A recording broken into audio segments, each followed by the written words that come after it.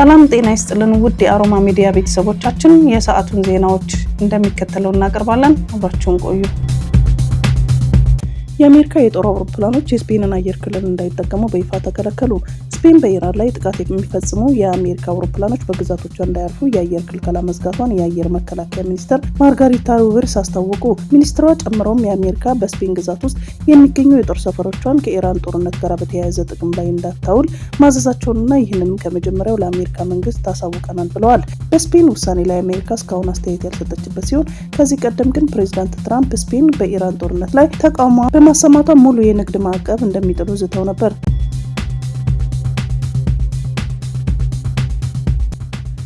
የሰሜን ወሎ ዞን ላሊበላና በአካባቢው በትጥቅ ትግል ሲንቀሳቀስ የነበረው ፍቅሩ ሙሉዬ የሰላም አማራጭን ተቀብሏል። ላለፉት ዓመታት በሰሜን ወሎ በላሊበላና በአካባቢው በጫካ ሲንቀሳቀስ የነበረው ፍቅሩ ሙሉዬ የሰላም አማራጭን ተቀብሎ ለሰላም ገብቷል። ፍቅሩ ሙሉዬ በታጣቂዎች አደረጃጀት እስከ ኮር አዛዥ የደረሰ ኃላፊነት ነበረው። በአማራ ክልል ዘላቂ ሰላምን ለማረጋገጥ በመንግስትና በታጣቂ ኃይሎች መካከል ተደጋጋሚ ውይይቶች ሲደረጉ ቆይተዋል። በተደረጉ ተከታታይ ውይይቶች በርካታ ታጣቂዎች የሰላም አማራጭን ተቀብለዋል።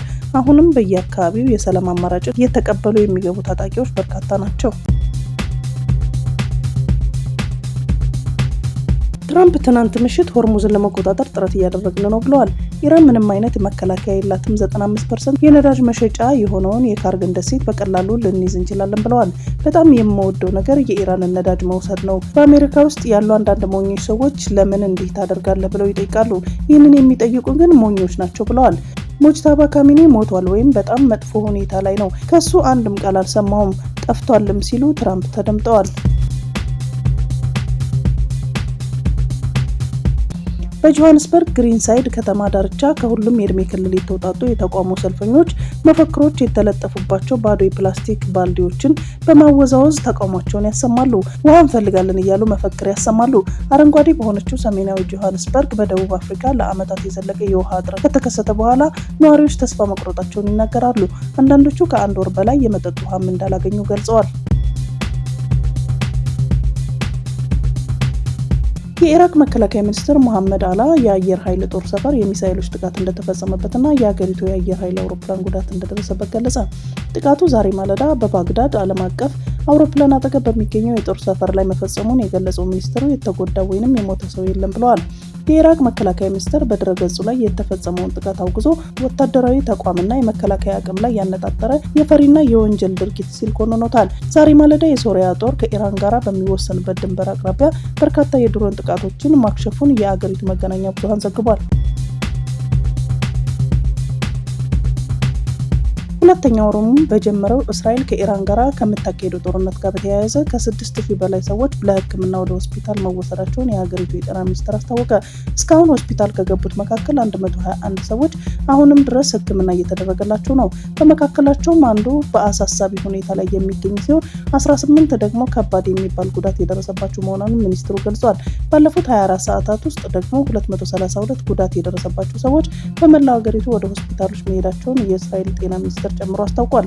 እስራኤል ከአሜሪካ ጋር በማበር በኢራን ላይ ጥቃት መክፈቷን ተከትሎ ኢራን በእስራኤል ላይ የአጸፋ ጥቃቶችን እየፈጸመች ትገኛለች።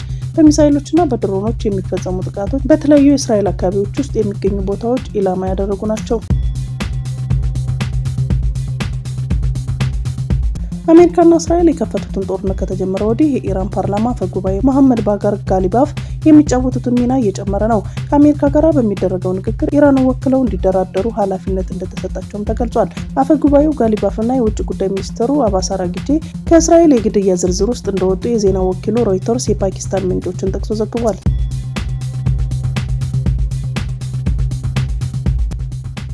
ባንግላዴሽ በመካከለኛው ምስራቅ የተከሰተውን ጦርነት ተከትሎ የተፈጠረውን የነዳጅ እጥረት ለመቋቋም የመንግስት ሰራተኞች የኤሌክትሪክ ኃይል እንዲቆጥቡ ትዕዛዝ አስተላልፋለች። የሀገሪቱ የህዝብ አስተዳደር ሚኒስቴር በባንግላዴሽ የነዳጅ እጥረትን ለመቋቋም የተለያዩ መመሪያዎችን አውጥቷል። በዚህም መሰረት የመንግስት ሰራተኞችና አመራሮች ሰራተኞቻቸውን በቀኑ ክፍለ ጊዜ በማከናወን የኤሌክትሪክ ኃይል ፍጆታን እንዲቀንሱ ትዕዛዝ ሰጥቷል። በተመሳሳይ ኤሌክትሪክ የሚጠቀሙ የአየር ማቀዝቀዣዎችን በ25 ዲግሪ ሴንቲግሬድ እንዲወሰኑ ሲደረግ ሁሉም የኤሌክትሪክ እቃዎች ከስራ ሰዓት በኋላ እንዲጠፉ ትዕዛዝ መስጠቱን ነው የተገለጸው።